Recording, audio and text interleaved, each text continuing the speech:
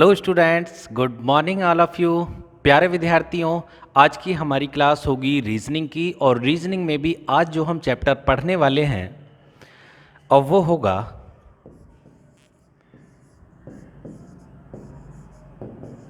A relationship. आज हम पढ़ने वाले हैं रिलेशनशिप, मतलब रिश्ते संबंधी। अब रिश्ते संबंधी क्वेश्चन करने के दो तरीके होते हैं। एक तो आप स्वयं को मुख्य पात्र मानकर भी क्वेश्चन कर सकते हैं, और दूसरा होता है वेन आरेख विधि। तो आज मैं आपको रिश्ते संबंधी पढ़ाने वाला हूं वेन आरेख विधि से। अब यहाँ रिश्ते संबंधी पढ़ने के लिए कुछ चीज़ें हैं जिनका हमें विशेषकर ध्यान रखना होगा। वो बातें क्या हैं? एक बात तो बहुत ज़्यादा ज़रूरी ये है कि रिश्ते संबंधी क्वेश्चन करने के लिए हमें रिश्तों की समझ होना बहुत ज़्यादा ज़रूरी है। यदि आप अपने पारिवारिक रिश्ते नहीं निकाल पाते हैं, आपको पता नहीं है कि आपके रिलेशन में कोई व्यक्ति आपका क्या लगता है, तो फिर रिश्ते संबंधी क्वेश्चन करना आपके लिए कठिन भी हो सकता है। जैसे कि आपको यही पता ना हो कि पिता की बहन आपकी कौन होगी।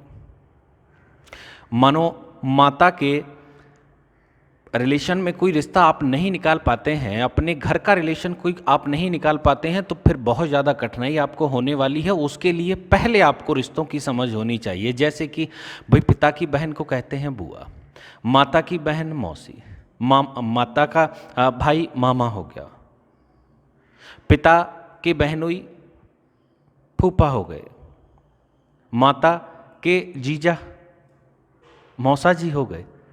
ऐसे बहुत सारे रिश्ते हैं जिनकी हमें जानकारी होना आवश्यक है। यदि आप वो नहीं निकाल पाते तो पहले आप उन्हें सीख लें। इसके अलावा रिश्ते संबंधी क्वेश्चन करने के लिए एक तरीका मैं आपको बताने वाला हूं, और वो तरीका आपको बहुत ही ज़्यादा अच्छा आपके लिए होगा और आप कोई भी क्वेश्चन वहां से कर पा रहे होंगे। सबसे पहले तो आपने एक चीज़ का ध्यान रखना होगा, और वो ये कि यदि कोई व्यक्ति रिश्ते में आपसे बड़ा है तो हमें एरो ऊपर की ओर बनाना है। यदि कोई व्यक्ति रिश्ते में आपसे छोटा है तो एरो नीचे की ओर बनाना है। यदि कोई इक्वल रिलेशन है, बराबरी का रिश्ता है, तो एरो हमने बराबर की ओर, मतलब इस दिशा में बनाना होगा। आप यकीन माने, एक बहुत ही आसान तरीका मैं आपको सिखा के चल रहा हूँ। बस आप थोड़ा सा समझ लें, चीज़ों को सीख लें। इसके बाद में कोई क्वेश्चन हो कैसा भी रिलेशनशिप का, आप 100% उसे कर पा रहे होंगे। जैसे कि देखिए, रिश्ते तो अमूमन हर व्यक्ति निकाल लेता है। कोई आरेख विधि से निकाल लेगा, कोई अपने मुख्य पात्र खुद को मानकर भी आसानी से रिश्ते निकाले जा सकते हैं। जैसे कि मानो मेरे लिए कोई क्वेश्चन आता है रिलेशनशिप का, तो मैं मुख्य पात्र खुद को मानते हुए या अपने परिवार पर उस क्वेश्चन को डालकर बहुत जल्दी से मैं रिश्ते बता दूंगा कि इन दो व्यक्तियों के बीच में जो पूछा है क्या रिलेशन है। जैसे कि एक क्वेश्चन मैं आपको करके बताता हूँ, उसके जरिए से मैं आपको चीज़ें समझाता हूँ। जैसे मानो कहीं लिखा हुआ है कि ए बी का पिता है, तो हमने ऐसे बनाना होगा। ए को ऊपर बनाना होगा, बी को नीचे, और जो पिता है उसकी तरफ एरो करके हम बीच में लिख देंगे पिता। इससे कंफर्म हो जाएगा कि ए बी का पिता है। बात आ रही है समझ में आपको? ऐसे यदि हम यहाँ लिखते हैं, ऐसे लिखे देता हूँ मैं कि सी बी का पति है। अगर पति है तो बराबरी का रिलेशन हो गया, एरो बराबर में बनेगा। इधर बना लो चाहे इधर बना लीजिए, बात एक ही है। उसके बाद में यदि लिखा हुआ है कि डी सी का पुत्र है और डी सी का पुत्र है, तो डी छोटा होगा सी से, पुत्र है तो नीचे की ओर एरो आ जाएगा। ऐसे बनाना होगा कि डी सी का पुत्र है। इसके बाद में जो जरूरी बात है या जरूरी चीज़ है वो ये है कि हमसे लास्ट में पूछा जाएगा कि ए का डी से क्या संबंध है।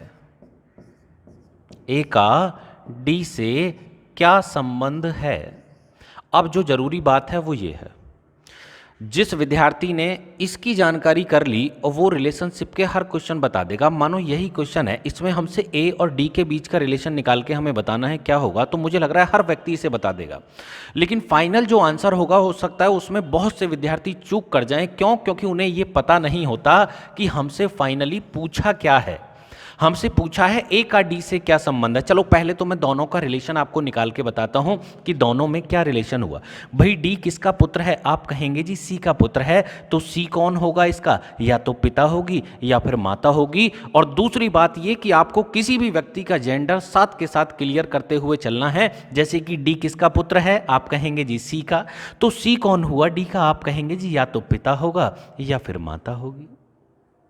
अब सी पे आ जाओ, क्या सी का जेंडर क्लियर है? हाँ जी बिल्कुल क्लियर है। क्यों?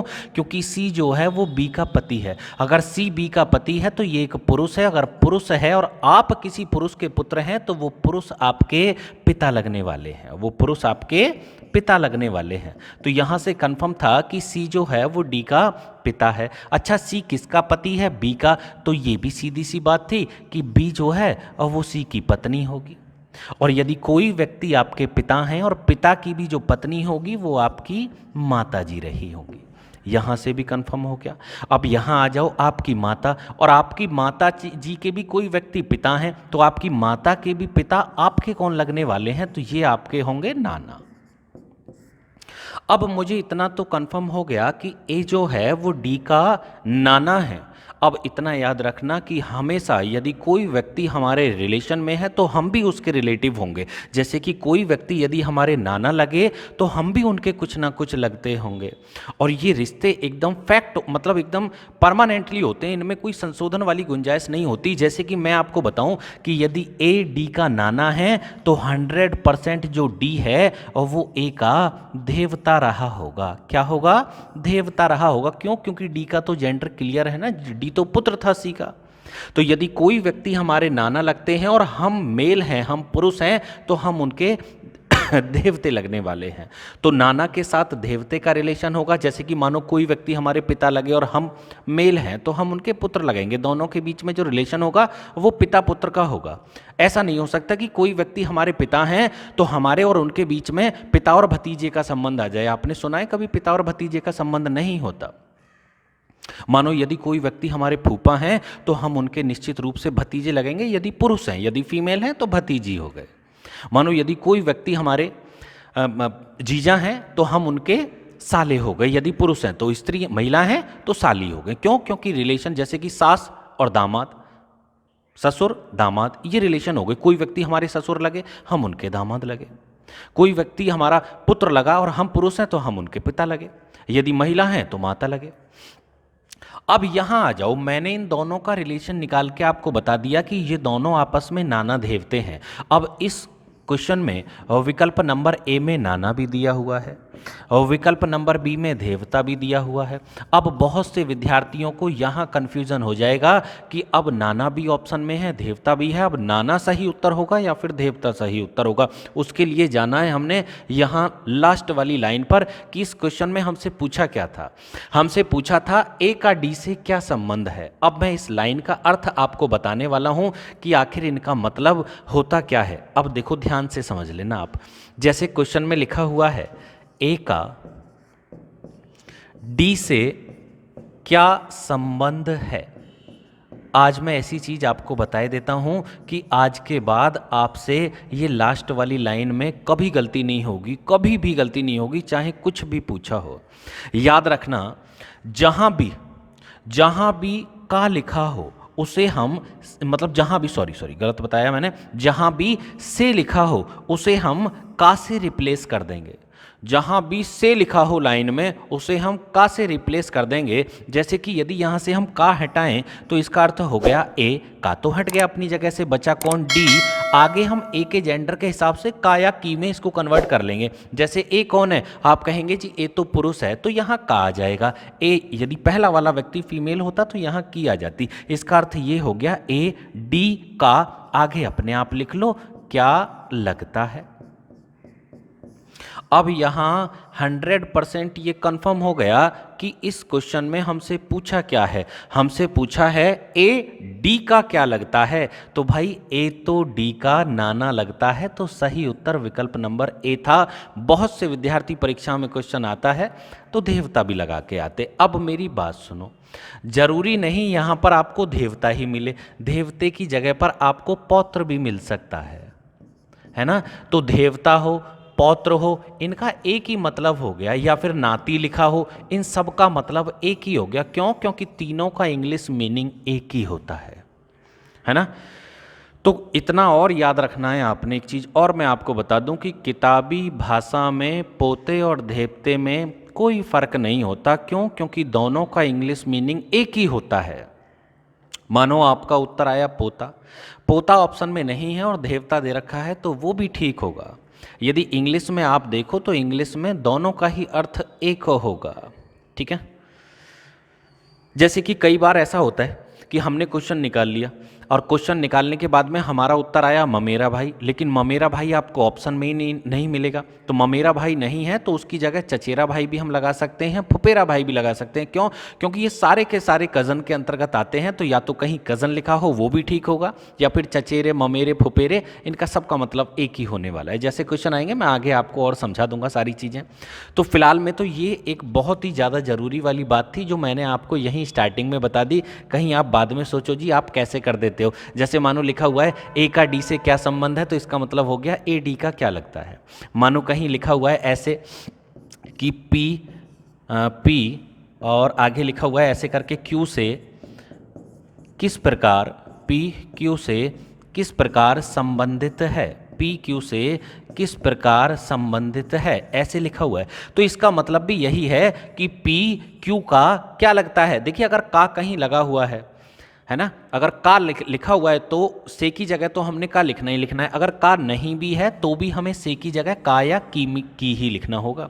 जैसे कि लिखा हुआ है पी क्यू से किस प्रकार संबंधित है, इसका मतलब पी क्यू का क्या लगता है या फिर क्या लगती है, वो जेंडर पर निर्भर करता है कि पुरुष है या फिर महिला है, मेल है या फिर फीमेल है। अब सीधे आते हैं हम अपने प्रश्नों पर। जैसे कि सबसे पहले क्वेश्चन की यदि हम बात करते हैं तो वो इस प्रकार है कि ए बी की बहन है, सी बी की माता है, डी सी का पिता है, ई डी की माता है, तब ए का डी से क्या संबंध है। बिल्कुल बताएंगे जी ए का डी से क्या संबंध है।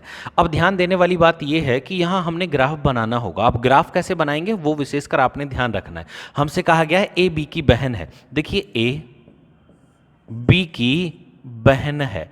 अब मैंने बीच में बहन लिख दिया, इसका मतलब दोनों में से कोई ना कोई बहन है। बताओ कौन बहन है?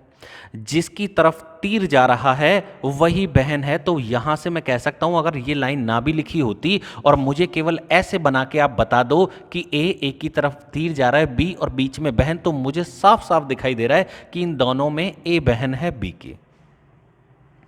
अब यहां से आप ऐसे नहीं कह सकते जी बी भी बहन है ए की, नहीं, बी का जेंडर क्लियर नहीं है, तो बी ए की बहन भी हो सकती है और बी ए का भाई भी हो सकता है। क्यों? क्योंकि बहन की भी बहन होती है और भाई की भी बहन होती है। आगे चलो, आगे कहा गया है कि सी बी की माता है और सी बी की माता है। लो जी हमने लिख दिया सी जो है और वो बी की माता है।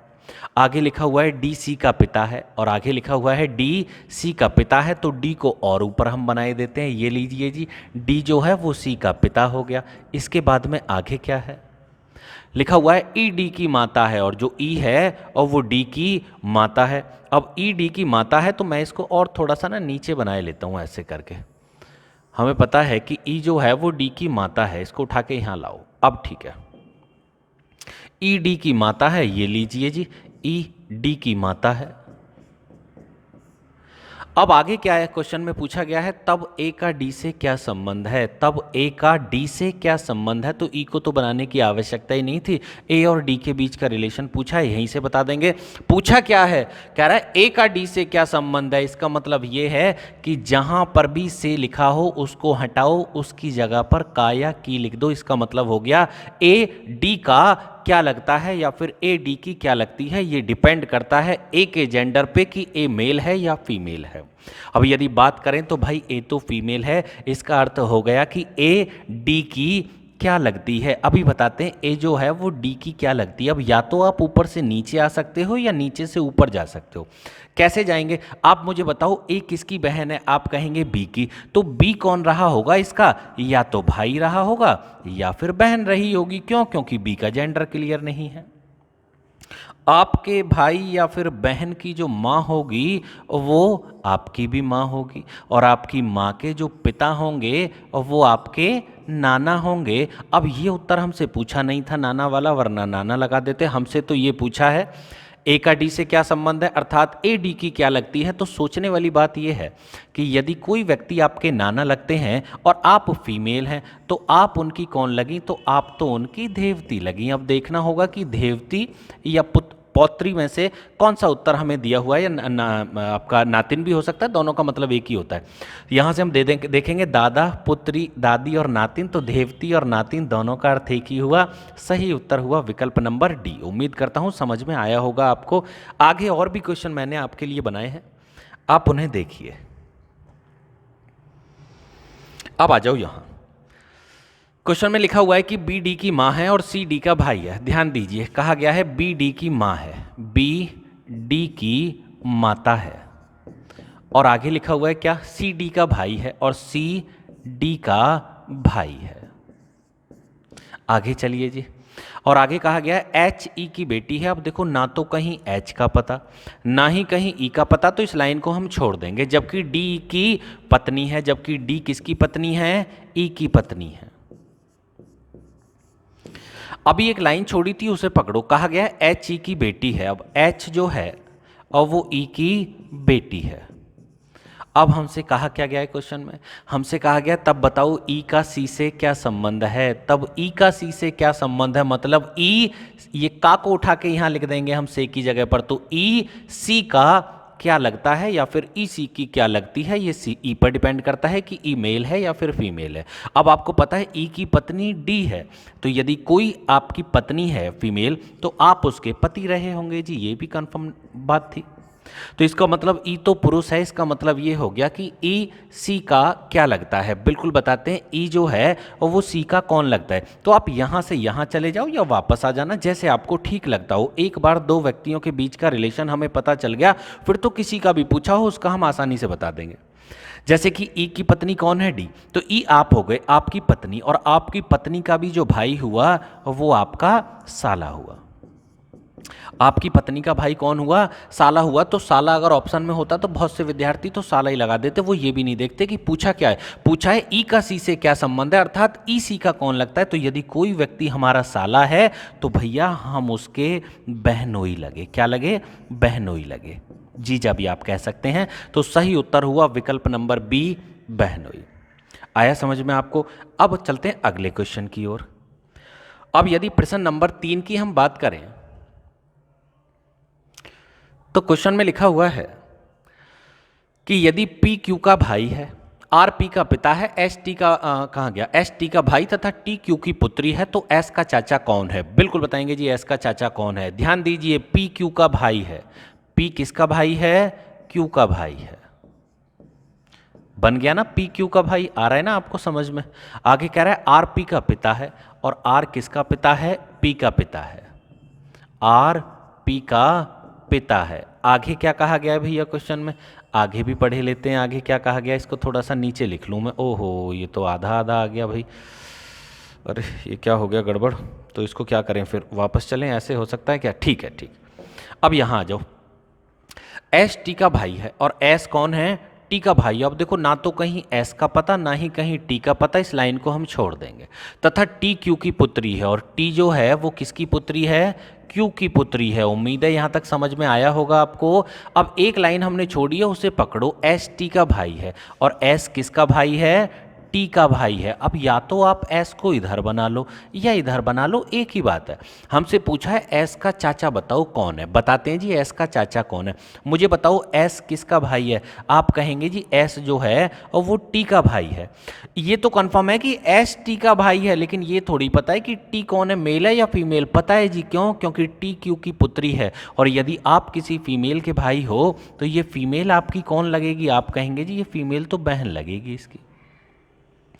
और आपकी बहन भी किसकी पुत्री है, क्यू की। अब एक बात बताइए, आपकी बहन क्यू की पुत्री है, तो क्यू टी का या आपकी बहन के कौन लगते होंगे। आप कहेंगे जी या तो माता होगी या फिर पिता होंगे।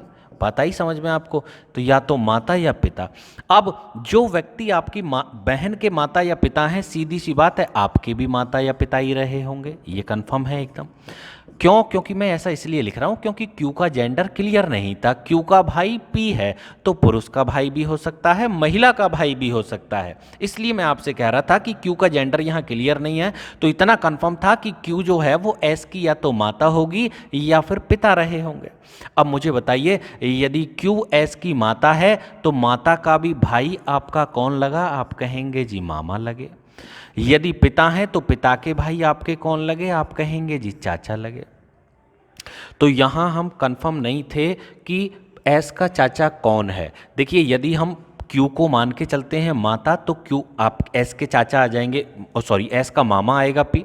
और यदि हम क्यू को मान के चलते हैं पिता तो एस के जो चाचा हैं वो पी हो जाएंगे। अगर हम चारों ऑप्शन देखें, कहीं भी ऐसा लिखा हुआ नहीं है कि आंकड़े अपर्याप्त हैं या फिर तथ्य अधूरे हैं, तो यहाँ से कंफर्म था कि इसने इसको पिता मान के क्वेश्चन किया है। तो माता को मैं हटाए देता हूँ, इसका मतलब पिता और पिता का भाई चाचा। तो एस के जो चाचा हुए वो कौन हुए?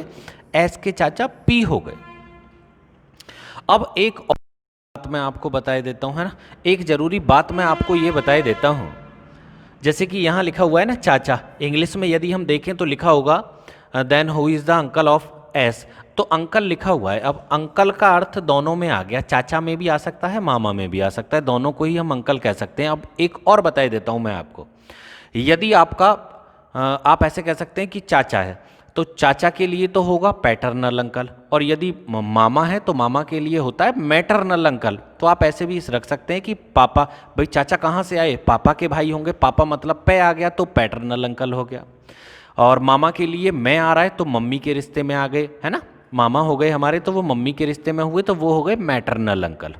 यदि यहाँ हमसे लिखा होता कि एस का पैटर्नल अंकल कौन है, तो पैटर्नल अंकल भी यदि हम निकालते तो पैटर्नल अंकल के लिए क्यू को पिता मानना जरूरी होता, तभी हमारे पैटर्नल अंकल पी होते। अब यहाँ कंफर्म नहीं था कि पी जो है वो पैटर्नल अंकल है या फिर पी जो है वो मैटरनल अंकल है। फिर भी चाचा लिखा हुआ था, तो चाचा के हिसाब से यदि हम ऑप्शन देखें तो कोई ऑप्शन ऐसा है ही नहीं जो ब्लैंक दिया हो या फिर जिसमें लिखा हो आंकड़े अधूरे हैं। तो यहाँ से कंफर्म था कि इसने पिता मानते हुए किया है क्वेश्चन को, और एस के जो चाचा होंगे वो पी होंगे। आगे चलो, बात करें अगले क्वेश्चन की, क्वेश्चन नंबर 4 की। तो लिखा हुआ है ए बी का पति है, सी बी की पुत्री है। चलो फटाफट करते हैं। लिखा हुआ है ए बी का पति है। ए किसका पति है? बी का पति है। तो यहां से ये भी कंफर्म था कि बी ए की पत्नी रही होगी। आगे लिखा हुआ है सी बी की पुत्री है और सी बी की पुत्री है। आगे लिखा हुआ है डी बी की बहन है और डी बी की बहन है। समझ में तो आ रहा है ना आपको? आगे चलो, आगे लिखा हुआ है ई डी का पुत्र है और ई डी का पुत्र है। मैं सारी चीजें एकदम ठीक ठीक बना के चल रहा हूं। आगे लिखा हुआ है कि सी ई से किस प्रकार संबंधित है। भाई ये लाइन बहुत ही ज्यादा जरूरी है। लिखा हुआ है सी ई से किस प्रकार संबंधित है। अब आप बताइए क्या मतलब हुआ इसका? सी ई से किस प्रकार संबंधित है, इसका मतलब है कि सी ई का क्या लगता है या फिर सी ई की क्या लगती है। ये सी पर डिपेंड करता है कि सी मेल है या फीमेल है। तो सी तो किसी की पुत्री आ रही है भैया, तो फीमेल हो गया। इसका मतलब हो गया सी ई की क्या लगती है। ये जो सी है इस ई की कौन लगेगी, अभी बताते हैं जी। सी ई की कौन लगती है, पहले मुझे बताओ सी किसकी पुत्री है। आप कहेंगे जी सी तो बी की पुत्री है। अब मुझे बताओ बी कौन है, मेल है या फीमेल है। तो बी का पति ए है, तो सीधी सी बात है बी ए की पत्नी रही होगी, तो ये तो फीमेल है। और यदि आप किसी फीमेल की पुत्री हैं तो ये फीमेल आपकी कौन लगी? आप कहेंगे जी मां लगी। और आपकी माँ की भी बहन आपकी कौन लगी? आप कहेंगे जी मौसी हो गई। और आपकी मौसी का भी पुत्र आपका कौन हुआ? आप कहेंगे जी मौसी का पुत्र तो मौसेरा भाई हो गया। अब यहां से इतना कंफर्म हो गया कि ई सी का मौसेरा भाई है, लेकिन पूछा था सी से किस प्रकार संबंधित है, सी की कौन लगती है। तो यदि कोई लड़का आपका मौसेरा भाई लगता है और आप फीमेल हैं तो आप उसकी मौसेरी बहन लगेंगी।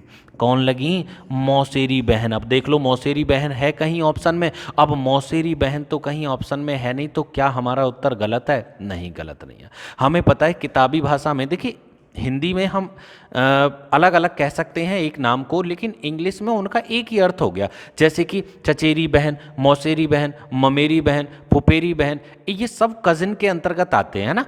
चाहे मौसेरी बहन हो उसको भी कजिन कहेंगे, कजिन ब्रदर, कजिन सिस्टर, है ना। तो केवल कजिन भी लिखा होता वो भी ठीक होता। तो यहाँ मौसेरी बहन हमारा उत्तर आ रहा है, मौसेरी बहन ऑप्शन में नहीं है, तो चचेरी बहन एक ही मतलब हो गया, सही उत्तर हो गया विकल्प नंबर सी। आगे बढ़ो। चलिए जी आगे चलते हैं। अब आया हमारा क्वेश्चन नंबर आज का 5वां। लिखा हुआ है ए बी का भाई है और सी ए की मां है। देखिए ए बी का भाई है, दिखाई दे रहा है ना साफ साफ आपको। आगे लिखा हुआ है सी ए की मां है और सी ए की माता है। आगे पढ़ेंगे जी। डी सी का पिता है, डी सी का पिता है। आगे चलो जी। ई बी का पुत्र है, ई बी का पुत्र है। सब कुछ समझ में आ रहा है आपको? तो यह बताइए कि ए से डी का क्या संबंध है। अब ए और डी का रिलेशन पूछा है, ए यहाँ है डी यहाँ है, तो इससे तो कोई लेना देना है ही नहीं हमें। हमसे पूछा है ए से डी का क्या संबंध है। अब बहुत से विद्यार्थी यही गलती कर देंगे। देखो चलो रिलेशन निकालते हैं, ए और डी के बीच में क्या संबंध आ रहा है। आपकी माँ और माँ के जो पिता हैं वो आपके नाना हो गए, है ना। यदि कोई व्यक्ति आपके नाना है तो आप उसके कौन लगे, यदि पुरुष हैं तो आप उसके देवते हो गए, और यदि फीमेल हैं तो आप देवती हो जाएंगे। मैंने देखा बी का भाई है ए, तो ए तो पुरुष है, तो यदि कोई व्यक्ति आपके नाना लगे तो आप उसके देवते लगे। अब इसके दो आंसर आ गए जी हमारे पास में, मतलब दोनों रिलेशन हमें पता चल गया दोनों व्यक्तियों का, कि एक व्यक्ति दूसरे का नाना है तो दूसरा व्यक्ति पहले वाले का या नाना का देवता आ रहा है। नाना देवते आए। अब यदि मैं ऑप्शन देखता हूं तो नाना देवते का मतलब देखिए, नाना तो ये आ गया विकल्प नंबर सी में, और देवते की बात करें तो पोते देवते में कोई फर्क नहीं समझते, तो यहां से पौत्र आ गया हमारे पास में।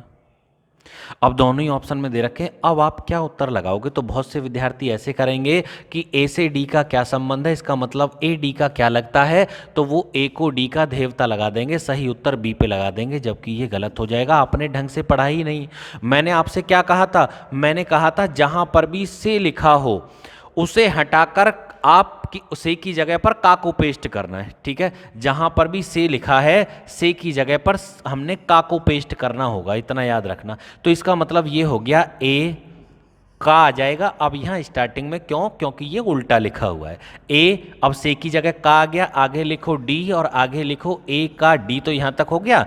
आगे अपनी तरफ से लिख दो क्या लगता है या लगती है, जो भी आपको ठीक लगे, जो भी जेंडर के हिसाब से हो। इस लाइन का अर्थ था ए का डी क्या लगता है, तो ए का डी क्या लगता है, तो भैया ए का डी तो नाना लगा। सही उत्तर विकल्प नंबर सी हुआ यहां पर। बताइए आया समझ में आपको? तो वो लाइन का हमने विशेष ध्यान रखना है। अगर ऐसे लिखा होता क्वेश्चन में कि ए का डी से क्या संबंध है, ऐसे लिखा होता ना आगे, तो हमने क्या करना होता, हमें पता है जी का को हटा के हमें से की जगह पर रखना होता है। तो इसका मतलब हो जाता ए डी का क्या लगता है ना, ऐसे हो जाता। ए जो है वो डी का क्या लगता है, लेकिन यहां उल्टा लिखा हुआ था। हमसे पूछा था ए से डी का क्या संबंध है, मतलब का को उठा के से की जगह पेस्ट करना है। तो ये हो गया ए का डी क्या लगता है। तो हमें पता है जी ए का जो डी है वो तो नाना लग रहा है, ठीक है। आगे बढ़ जाओ। अब अगले क्वेश्चन की यदि बात करें तो क्वेश्चन नंबर आता है जी 6वां।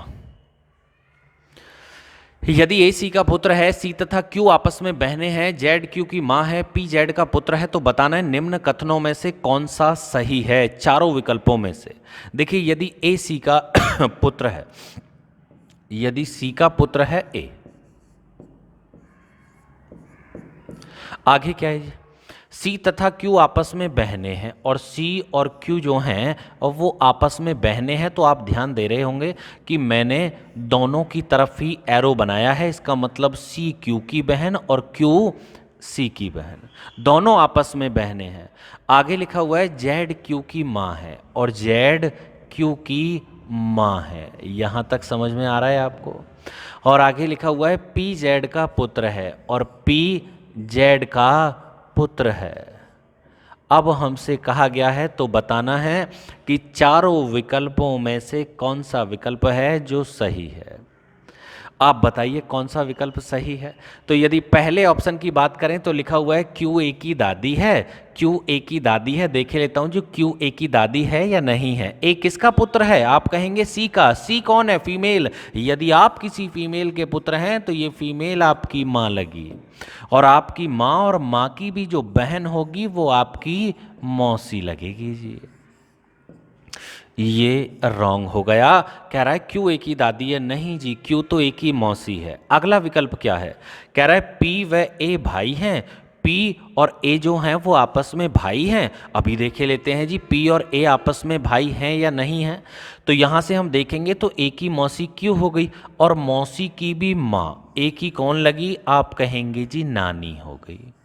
और नानी का भी पुत्र आपका कौन लगा? तो भैया नानी का पुत्र तो मामा लगा। ये भी गलत है कि पी व ए आपस में भाई हैं, नहीं, पी और ए आपस में भाई नहीं, ये तो मामा भांजे हैं। अगला ऑप्शन है सी व पी बहनें हैं, सी और पी आपस में बहनें हैं। तो वैसे ही मुझे दिखाई दे रहा है सी फीमेल है और पी जो है वो जेंडर देखें, पी का तो पुत्र आ रहा है, किसी का मेल है, तो आपस में बहन तो हो ही नहीं सकती है। आगे चलते हैं जी, डी में देखें हम पी ए का मामा है। हाँ जी, ये बिल्कुल ठीक था कि पी ए का मामा है, ये मैं पहले ही वेरीफाई कर चुका था, पहले निकाल चुके हैं इस चीज़ को। तो पी ए का मामा है। आया समझ में आपको? आगे बढ़ जाओ। यदि बात करें अगले क्वेश्चन की, क्वेश्चन नंबर 7 की, तो लिखा हुआ है ए के पुत्र बी का विवाह सी से हुआ है, जिसकी बहन डी का विवाह बी के भाई ई के साथ हुआ है। तो बताना है हमने डी का ए से क्या संबंध है। ए के पुत्र बी का विवाह सी से हुआ है, तो देखिए ए का एक पुत्र है, उसका नाम है बी, और इसका भी विवाह सी से हुआ है। तो ये कंफर्म था कि सी इसकी पत्नी है। क्यों? क्योंकि बी इसका पुत्र था। तो यदि पुत्र की किसी से शादी हुई है तो फीमेल से हुई होगी, इसका मतलब सी फीमेल हुई, मतलब सी बी की पत्नी हुई। आगे कह रहा है ए के पुत्र बी का विवाह सी से हुआ है, जिसकी बहन डी का विवाह। तो जिसकी का मतलब पड़ोस वाली, ये सी की बहन डी का विवाह। तो सी की कोई बहन है जिसका नाम है डी, और हमसे कहा गया है कि सी की बहन डी का विवाह बी के भाई ई के साथ हुआ है। तो बी का भी एक और भाई है, और इसका जो नाम है वो है, इसको थोड़ा और साइड में कर लें, थोड़ा छोटा कर लें, है ना। अब ठीक है, यहाँ ठीक है कि बी का भाई ई है ना। और एक बार और पढ़े लेते हैं क्वेश्चन को कि बी के भाई ई के साथ हुआ है। तो सी की बहन डी का विवाह बी के भाई ई के साथ में हुआ है। तो इतना कंफर्म हो गया कि डी ई की पत्नी हो गई। अब आगे कहा गया है हमसे, तो डी का ए से क्या संबंध है? डी का ए से क्या संबंध है, मुझे बताओ क्या मतलब हुआ इस चीज़ का। इस लाइन का क्या अर्थ हुआ? इस लाइन का अर्थ हुआ का को उठा के से की जगह पर रख दो, मतलब डी ए का क्या लगता है या फिर डी ए की क्या लगती है। मुझे बताओ डी कौन है, मेल है या फीमेल है? आप कहेंगे जी डी तो फीमेल आ रही है। तो हमसे पूछा है डी का ए से क्या संबंध है, मतलब डी ए की क्या लगती है। बिल्कुल बताते हैं जी, डी जो है वो ए की क्या लगने वाली है। आप यहां से ध्यान दो, हमें बताना है डी का ए से क्या संबंध है, डी ए की क्या लगती है। तो या तो ऐसे आ जाओ या फिर वापस चले जाओ। तो ऊपर से नीचे आने में मुझे फायदा लग रहा है। आपका कोई पुत्र है और पुत्र की जो पत्नी होगी वो आपकी हुई पुत्रवधू। पुत्रवधू का अर्थ होता है बेटे की घरवाली, ठीक है। आपके पुत्र और पुत्र की पत्नी आपकी हुई पुत्रवधू, और आपकी पुत्रवधू की जो बहन है, आपकी पुत्रवधू की बहन, वो हुई आपकी भतीजी। पता है क्यों? क्योंकि अभी तक मैंने इन दोनों की शादी नहीं कराई है। अब हुआ क्या, जैसे कि मानो आपकी आप में से बहुत से विद्यार्थी रहे होंगे, आप जो वीडियो देख रहे हैं, कि आपकी बहन भी रही होगी, आपकी अपनी बहन की ससुराल में आप जाते होगे, तो उनके जो ससुर हैं उनसे आप क्या कहते हो? तो मुझे पता है उनसे आप मौसा जी कहते होगे। तो यदि आप मेल हैं तो वो आपका और उनका रिश्ता जो बना वो मौसा भतीजे का बना। यदि फीमेल है तो मौसा भतीजी हो गई, है ना। तो बहन के ससुर को मौसा जी कहा जाता है, हमारे यहाँ तो ऐसे ही कहते हैं, बाकी आपको पता होगा। तो अभी तक तो भतीजी है, लेकिन हुआ क्या कि इनके एक और पुत्र था। अब उस पुत्र की शादी भी पुत्रवधू की बहन से हो गई, भतीजी से। तो अब ये भतीजी नहीं रही, अब ये भी पुत्रवधू ही बन गई। लेकिन अगर शादी नहीं होती तो भतीजी होती फिर, सगी भतीजी तो नहीं कह सकते, जब जो रिलेशन है वो रिलेशन है ही है, ठीक है। तो ससुर से कहते हैं मौसा जी, और बहन की ससुर से मौसा जी, और बहन का यदि कोई आप सास है तो उससे हम कहेंगे मौसी जी। तो फिलहाल में यहाँ सही उत्तर हो गया विकल्प नंबर बी, पुत्रवधू। इसके बाद में अगले क्वेश्चन की ओर बढ़ते हैं। एक क्वेश्चन ये आया कि ए बी का बेटा है और बी सी की बेटी है। ए बी का बेटा है, यहां बनाते हैं भाई, ए बी का बेटा है, ए बी का बेटा है, या पुत्र लिख लो, एक ही बात हो गई। ए बी का बेटा है और बी सी की बेटी है। अरे ये तो गलत बना दिया मैंने, थोड़ा नीचे बनाना चाहिए था, चलो कोई बात नहीं, नीचे किए देता हूँ इसको थोड़ा सा, यहाँ ठीक है। अब आ जाओ यहाँ, ए बी का बेटा है, बी सी की बेटी है, और बी किसकी बेटी है, सी की बेटी है, या पुत्री लिख लो, एक ही बात है। आगे कहा गया है हमसे सी डी का पति है, और सी किसका पति है, डी का पति है। तो इतना मुझे कंफर्म हो गया कि सी जो है वो डी की पत्नी हो गई, ठीक है। सॉरी, सी डी का पति है, अभी गड़बड़ हो जाता। हमसे कहा गया है सी डी का पति है, तो फिर डी सी की पत्नी रही, ठीक है भैया, बात आई यहां तक समझ में आपको। आगे कह रहा है डी ई की माँ है, और डी किसकी माँ है, ई की माता है।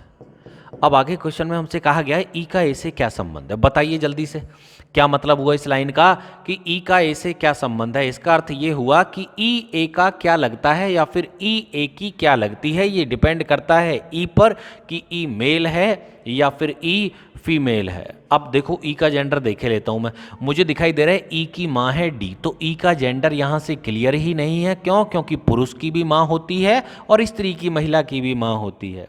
तो यहां से कंफर्म ही नहीं था जी यहां से कि ई ए का क्या लगता है या फिर ई ए की क्या लगती है। तो मेल भी हो सकता है, फीमेल भी। ऑप्शन भी मुझे इसी हिसाब के दे रखे हैं, तो बाद में हम देखेंगे क्या रिश्ता है। फिलहाल में ई और ए का रिलेशन हम निकाले लेते हैं, कंफर्मेशन बाद में करेंगे। तो सबसे पहले यदि हम ध्यान दें तो ई और ए के बीच का रिलेशन हम निकाले लेते हैं। तो ई की माँ, ई मतलब आप, आपकी माँ, और आपकी माँ के भी जो पति होंगे और वो आपके हो गए पिताजी,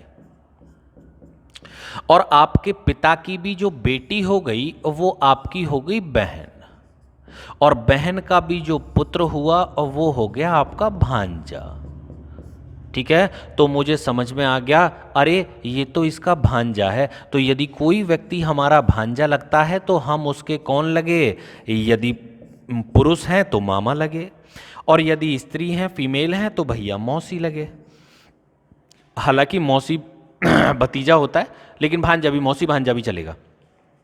देखिए ध्यान दीजिए, यदि कोई व्यक्ति हमारा भांजा लगा तो यदि हम पुरुष हैं, चूंकि ई का जेंडर ही क्लियर नहीं था, यदि पुरुष हैं तो हम उसके मामा लगे, और यदि हम फीमेल हैं तो हम उसकी मौसी लगे। तो यहां से कंफर्मेशन नहीं थी कि मामा होगा या मौसी। अब यदि ऑप्शन हम देखें तो पहला ही विकल्प दे रखा है या के रूप में कि या तो मामा होगा या फिर मौसी होगी। ठीक है, आप चाहो तो वापस भी आ सकते थे, इधर से इधर, जरूरी नहीं। मुझे ऐसे आसान लग रहा था तो मैंने ऐसे बता दिया। आप चाहो तो लो मैं वापस चले जाता हूँ, देखो ऐसे चले जाएंगे वापस। ए किसका पुत्र है, बी का, बी तो फीमेल है, तो बी इसकी माता हो गई, और माता भी किसकी बेटी है, सी की, किसी पुरुष की, तो माता के भी पिता नाना हो गए, और नाना भी किसके पति हैं, डी के, किसी पत्नी के, तो नाना की पत्नी जो है नानी हो गई। अब नानी भी किसकी माँ है, ई की। अब ई कौन हुआ, या तो नानी का बेटा हुआ या बेटी हुई। ई का तो क्लियर नहीं था, नानी तो दोनों की ही माँ होगी, बेटे की भी माँ होगी, बेटी की भी माँ होगी, किसी की भी माँ हो सकती है फीमेल, तो बेटे की भी, बेटी की भी। अब नानी का बेटा अगर है तो वो मामा हो गया, और नानी की यदि बेटी है तो फिर वो मौसी हो गई।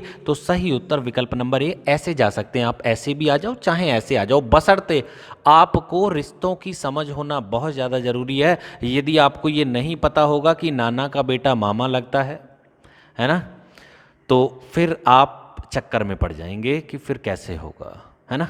तो फिर जो अटपटे से क्वेश्चन है, फिर वो आप क्वेश्चन नहीं कर पाओगे। जैसे कि कई बार ऐसे भी कह देते हैं, बड़े अजीब अजीब से रिलेशन भी निकाल लेते हैं। जैसे कि मानो एक व्यक्ति कहीं जा रहा था और रास्ते में एक औरत थी, है ना। अब उस आदमी ने उस औरत से कहा कि बीननहारी बीन कपास और तेरी मेरी एक ही सास। अब उसमें पूछा जाएगा कि बताइए दोनों के बीच में क्या रिलेशन था। अब वो दोनों, जो महिला है, जिस महिला से उसने बताया है, और जो वो पुरुष है, वो दोनों आपस में क्या लगते हैं। एक बार फिर से रिपीट करता हूँ, उसने कहा था उस औरत की तरफ इशारा करते हुए, या उस औरत से कहा था जो उसे मिली थी रास्ते में कि बीननहारी, बीन कपास मतलब खेत में वो कपास बीन रही थी। तो उस व्यक्ति ने उस औरत से कहा था कि बीननहारी बीन कपास और तेरी मेरी एक ही सांस। अब जो विद्यार्थी जिनका रिलेशन में हाथ मजबूत होगा, जो जानते होंगे कि ये फला व्यक्ति, ये ऐसे लगता है रिश्तेदारी में, ये उनके पुत्र हमारे ये लगे, वो तो बता देगा। अब जिसे समझ नहीं होगी रिलेशन की, वो व्यक्ति तो सोचता ही रह जाएगा जी पता नहीं कौन कपास बीन रहा था और कैसे ये क्वेश्चन होगा। तो थोड़ा सा रिश्तों को भी मजबूत करें, रिश्तों की जानकारी होना बहुत ज़्यादा ज़रूरी है। इसी के साथ में बस यही क्वेश्चन थे आज के लिए। मिलते हैं इसके बाद में अगली क्लास में। वीडियो ठीक ठाक लगी हो भैया, कुछ समझ में आ रहा हो तो बता दिया करो, आगे अच्छी अच्छी वीडियो आपको प्रोवाइड कराते रहें। वीडियो को लाइक और शेयर करना ना भूलें, शेयर कर दिया करो ज़्यादा से ज़्यादा। इसके बाद मिलते हैं इसके पार्ट 2 में, तब तक के लिए गुड बाय, धन्यवाद, जय हिंद।